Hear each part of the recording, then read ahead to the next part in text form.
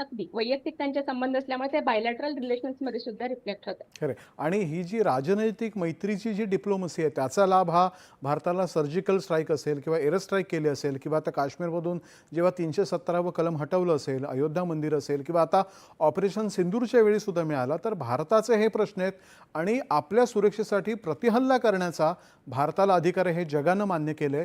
याच्याविषयी आपण सविस्तर काय सांगाल?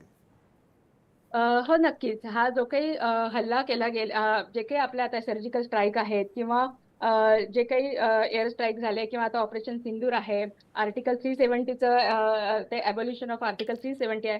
तसं बघायला गेलं तर हे सगळेचे सगळे निर्णय भारताचे अंतर्गत निर्णय आहेत.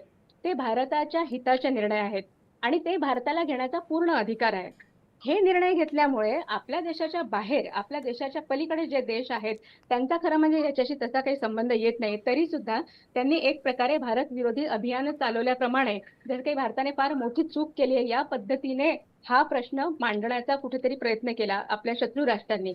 पण हे सगळं करत असताना पुन्हा संपूर्ण जगाचं जनमत भारताकडे पुन्हा वळवून घेणं, त्यांचं समर्थन आपल्याला मिळवणं, ही अत्यंत महत्त्वाची डिप्लोमसी नरेंद्र मोदी आणि त्यांच्या सरकारने पार पाडलेली आहे. त्याच्यामध्ये अर्थातच त्यांचे वैयक्तिक संबंध तर आहेतच. नरेंद्र मोदींचा स्वतःचा प्रभाव आहे आणि या गेल्या 11 वर्षामध्ये जग बघतंय की कशा पद्धतीने भारताने सगळ्यांना जोडून घेतलेलं आहे.